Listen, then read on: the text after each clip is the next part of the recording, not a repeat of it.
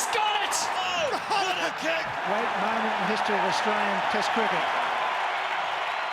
Hello, I'm Luke Elvy for a Stumps on day 2 of the SCG Test. Right with me is Australian fast bowler, or former Australian fast bowler, Stuart Clark. Stewie, another incredible day's play, almost 300 runs, 14 wickets, but Australia finds itself absolutely in control.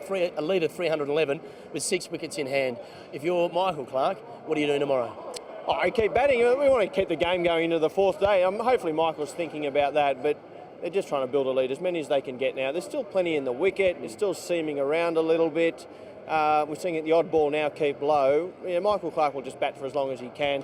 Set England whatever it is. Hopefully it's over the 400 mark, and then, as we've seen all series, I just don't think England have got the technique or the mental capacity at the moment to actually deal with it. Well, let's touch right on that. The start of the day, 5 for 23, England in disarray. Harris and Johnson rip through, and then Siddle comes in as well. The Australian quicks, they have just demoralised this England top order, haven't they?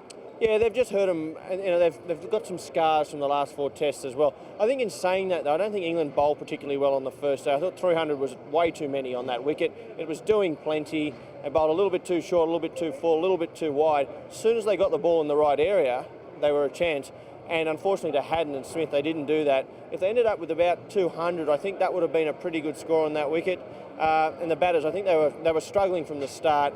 Cook getting out first or second ball, letting one go, and then thereafter we've seen the same thing every match: 4 out, 5 out, and then the rest go pretty quickly.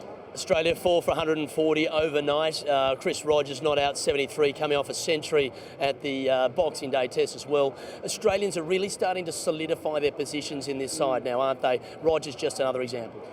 Yeah, it comes with confidence. They're playing well, they're winning games of cricket. The only contentious spot in this side will be George Bailey now. I think everyone else has done enough to at least go to South Africa and, you know, whatever test matches there are next year. George Bailey was still all a little bit unsure. He looked quite good this afternoon, but England, they're just about, they're on their first, they're on the plane home basically. So, look, George Bailey's the only question. Do they stick with him? Do they not? He'd want to get some runs tomorrow. I think if he gets knocked over early, I think he's probably going to do his chances quite a bit of harm. If he ends up 60, 70 not out, hopefully gets 100, then he'll book himself a place.